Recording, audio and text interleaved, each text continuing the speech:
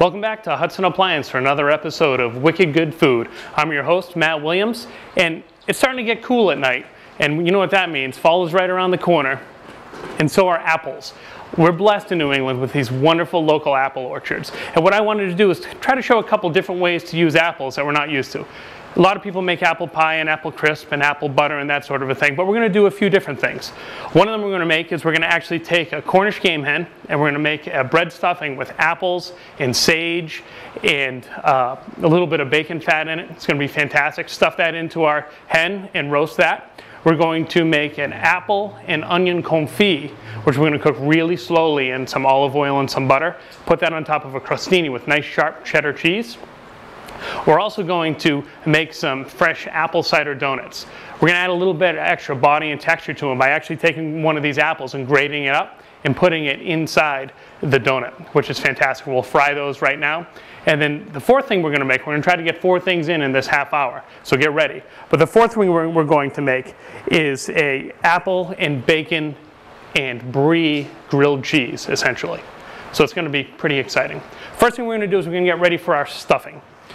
I have our loaf of sourdough bread here. I just want to cut it into cubes. And this is day-old bread. You know, the older the bread, the better for making stuffing, up to a point. I mean, if there's stuff growing on it, that's not cool. But you want it to be dried out. This still has a fair amount of moisture in it, so what I'm going to do is dry it out in the oven. I just want to cube it, and now I'm trying to keep in mind that I'm stuffing a relatively small bird. So I want to make sure that my pieces of bread are small enough that when I stuff it, it's not going to end up being only 3 big chunks of bread. I'm going to go ahead, I'm going to slice this into strips as well. We're going to do a very basic bread stuffing. Same kind of stuffing we'll do on our Thanksgiving show that we're going to do in a couple weeks, but that'll be a little different, but it's going to be the same premise. We want to dry out our bread so that eventually our bread is going to absorb all the flavor from the liquid we put in, and the butter, of course. All right, so I just want to dice this up a little more. I like to use a serrated knife to start with because it doesn't crush the bread as much, but once it's small like this, I find it a little easier to cut it with just a French knife. They don't have to be perfect, but you want them to be around the same size. Good enough. I'm going to grab the sheet pan here, slide this all on this cookie sheet. You want to spread it out so it's all in one layer. That way it's going to dry out nice and evenly. I'm going to go ahead and put it in our oven.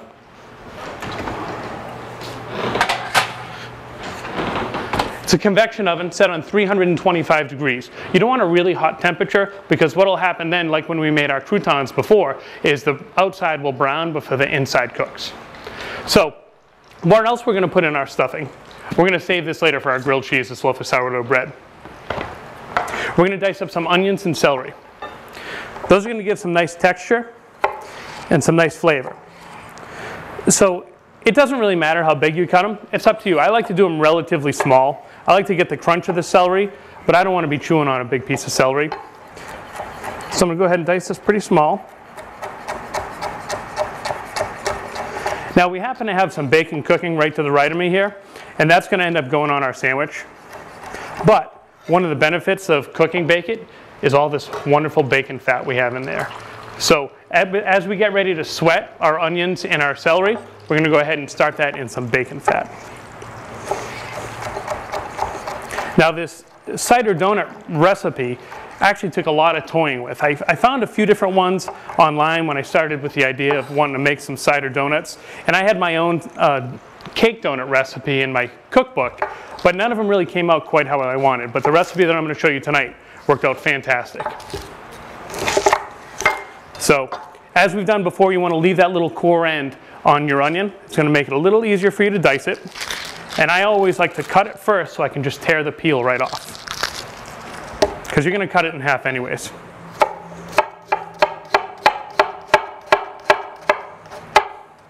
Now the other thing I have next to me here on my right is some apple cider. And that's going to go in our donut as well. And what we have is about 2 cups of apple cider that we're slowly cooking down, and we're going to make it to be about 1/4 cup.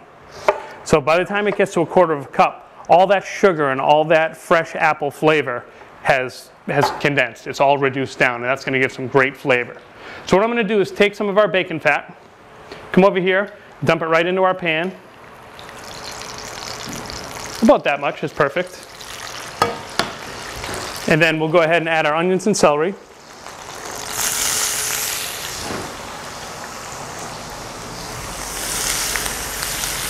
Now what we want to do is we want to sweat these. We don't want our temperature to be too high. If our temperature is too high, we'll actually start sauteing, and when we saute, we'll get some browning. By sweating, think of you sweating, the vegetables are going to perspire a little bit. They're going to get soft, and they're going to let some of their liquid out into this bacon fat that we have here. So I'm actually going to turn this down a little bit. One of the questions that I've been asked a lot since I've been doing the show is how I like cooking on this electric range. And I have to explain to people that while this is run by electricity, it's not a gas stove. This is actually an induction burner. And it's really, really cool. It works with magnets. So what it does is if I turned on this big burner here and I put my hand right here, I will not burn myself. It doesn't actually heat up the range. What it does is it heats up the pot, because the pots that you use on this have a specific amount of iron in them. When the magnets in the stove start working, they create essentially friction within the iron, and it warms up the pan. It's incredible how quickly they'll boil water. But it doesn't get hot at all. The only reason this would get hot was because it heated the pan, and then the pan radiated some heat back down on it. So these induction ranges are fantastic. They're really efficient too, and they're easy to clean. So I think they're much better than your traditional electric range. All right, we're going to take a couple minutes. I'm going to clean up this area here, get ready to add some more ingredients to our stuffing and check our bread, and then we'll go from there.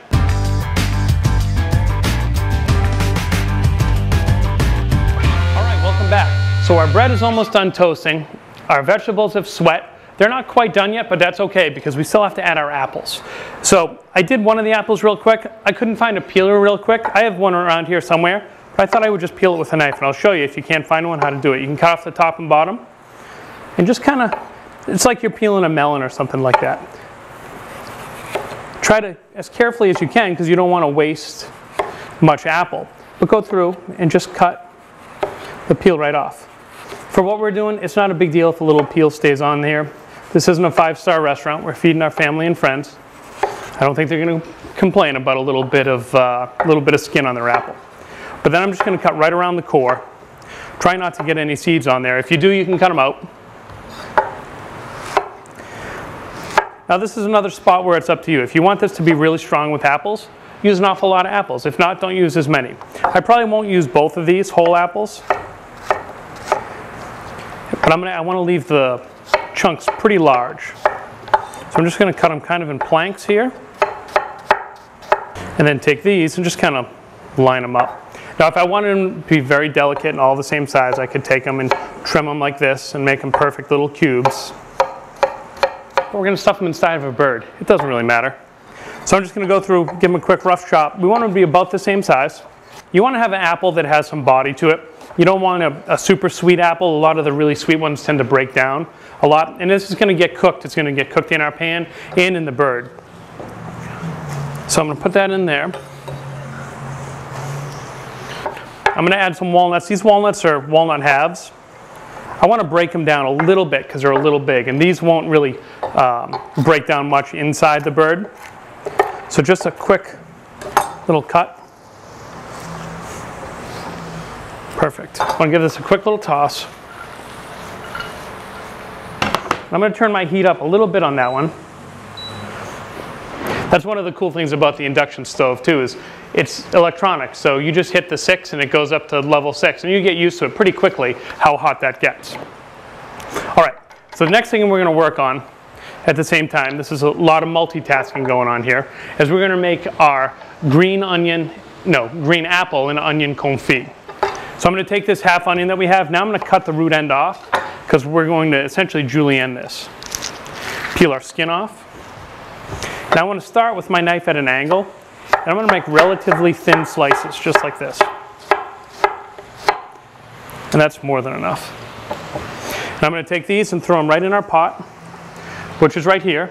And this has about half and half of extra virgin olive oil and butter. The olive oil is actually going to be able to raise the smoking point. This is going to be able to get a little warmer without actually burning or having some of the butter solids brown, because we don't want anything to brown in here. We just want it to cook nice and slow. With our apple, I'm going to take it and cut it right in half. Cut this half in half. And I'm going to remove the core part of it. But now I just want really thin slices. Now what confit is actually a traditional preserving method, and you would usually preserve meat. A lot of times it would be duck, because duck has a lot of fat in it. You can do the same thing with this. And what you do is you cook it slowly in its own fat, or in some sort of fat.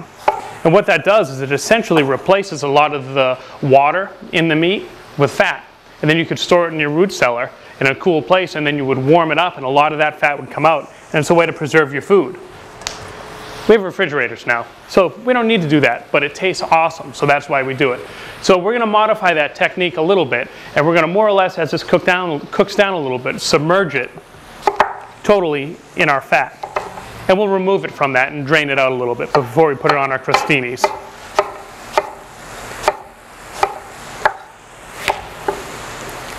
All right, actually I think this is going to be enough. Now I have some nice fresh sage here. Sage is one of those things that a lot of people don't use very often. They don't know what it is until they smell it. Once you smell it or taste it, it's something that a lot of people brings them right back to stuffing. It's used in poultry seasoning a lot. And I think it'll go really well with the stuffing we're going to make here. I'm just going to cut a chiffonade, which is just really thin, almost like a julienne. And we're not making that much stuffing. So that's about a tablespoon or so of it. Drop that right in there. All right, now I'm going to head over to the oven, check out our bread.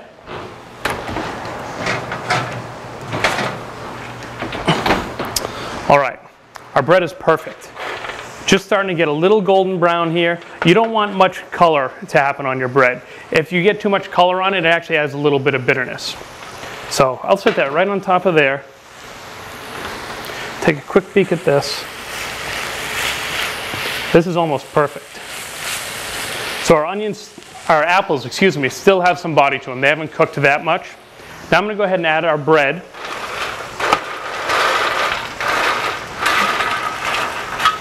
Just like so. Now I want to coat our bread, essentially, with a little bit of bacon fat that's still in here. But now our bread is nice and dry, so it's going to absorb any flavors that came out of the onions that we sweat and the celery that we sweat. Now I haven't seasoned this at all yet, so I do want to hit it with a little bit of salt. And the thing that's going to give some moisture and help bind this all together is going to be some chicken stock. I just have some boxed chicken stock here, chicken broth, excuse me. And this is where you want to be careful. You don't want to add too much too fast, or you'll get essentially a mush. I like it when my stuffing still has a little crunch to it, because you want your stuffing to be able to absorb some flavor from the bird. So I'm going to stir that around a bit. We'll just let that cook slowly. Now there's one more thing we have to dry out a little bit, and that's the bread for our crostinis. So I have a nice baguette here. Now this is perfect for one bite. Now if you wanted to make these larger pieces, there's nothing that says you can't cut your bread on a really long angle and get a long piece of bread. You can cut it real small and get a smaller piece. So it's kind of up to what you're going for. I'm going to go for something kind of in the middle. I'll eat these later. So I want to kind of slice these about like so. And I'm going for a little more than 1/4 of an inch. Once again, you want them to be consistent so that they take the same amount of time to cook. But it's not that big of a deal if they're a little different.